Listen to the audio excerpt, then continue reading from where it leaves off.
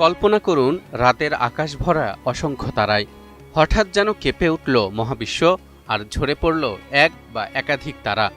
মহাগ্রন্থ আল কোরআনে সূরা নাজমের প্রথম আয়াতে মহান আল্লাহ তাআলা এমনই এক অভূতপূর্ব দৃশ্যের উপর শপথ করেছেন।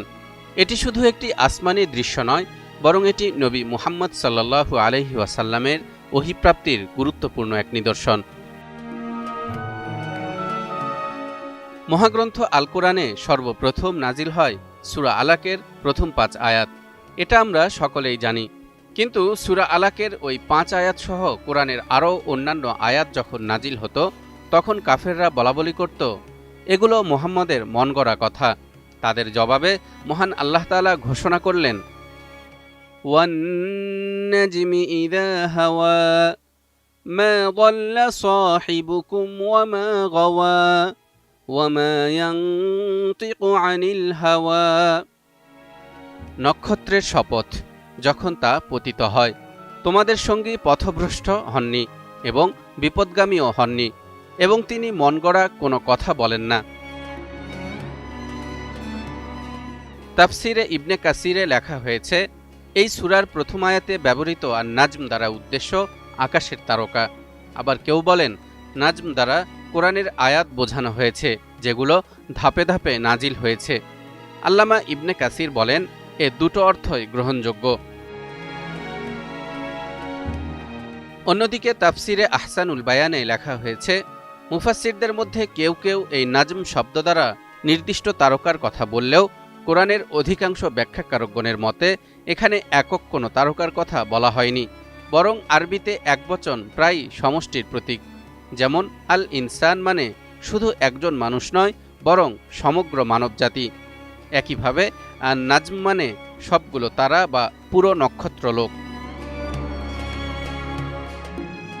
এখন প্রশ্ন হলো, সূরা নাজমের শুরুতে আল্লাহ তাআলা কেন তারকাপতনের শপথ নিলেন? এ বিষয়ে আল্লামা ইবনে কাসির, ইমাম কুরতুবী এবং আল্লামা জারির তাবারি রহমতুল্লাহ আলাইহ সকলেই একমত। এই শপথের মূল উদ্দেশ্য হচ্ছে নবী সাল্লাল্লাহু আলাইহি ওয়াসাল্লামের নবুয়তের সত্যতা প্রমাণ করা। কারণ এই সূরার ৪ নম্বর আয়াতে ইরশাদ হচ্ছে, ইন হুয়া ইল্লা ওয়াহয়ুন ইউহা। এটা তো ওহী, যা তার প্রতি প্রত্যাদেশ হয়। আজ থেকে ১৫০০ বছর আগের মানুষের কাছে নক্ষত্রের পতনের বিষয়টি ছিল অকল্পনীয় ও অবাস্তব। তখনকার লোকজন এটি চিন্তাও করতে পারত না যে নক্ষত্রেরও পতন হতে পারে। আধুনিক বিজ্ঞান নক্ষত্রের পতনের বিষয়টি আবিষ্কার করতে পেরেছে এই তো সেদিন। দেখিয়েছে এটি কোনো কল্পনার বিষয় নয়, বরং এটি বাস্তব ও বিজ্ঞানসম্মত। ঠিক তেমনি মহান আল্লাহ তাআলা ১৫০০ বছর আগেই সূরা নাজমে শপথ করেছেন একটি মহাজাগতিক বা আসমানি ঘটনার, যাতে বোঝানো হয় যেমন নক্ষত্রের পতন বাস্তব সত্য, তেমনি রাসূলুল্লাহ সাল্লাল্লাহু আলাইহি ওয়াসাল্লামের ওহীও সত্য, কল্পনা নির্ভর কিছু নয়। সূরা আন-নাজমের প্রথম আয়াত শুধু আকাশের এক দৃশ্য নয়, বরং ওহীর ইতিহাসে এক গুরুত্বপূর্ণ অধ্যায়। এই আয়াতের মাধ্যমেই আল্লাহ জানিয়ে দিয়েছেন তার রাসূল এখন দায়িত্বপ্রাপ্ত।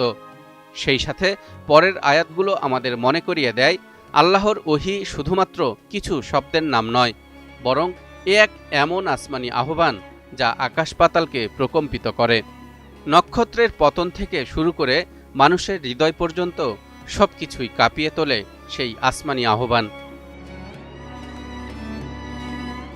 তালহা ইবনে রেজা, নিউজ 24।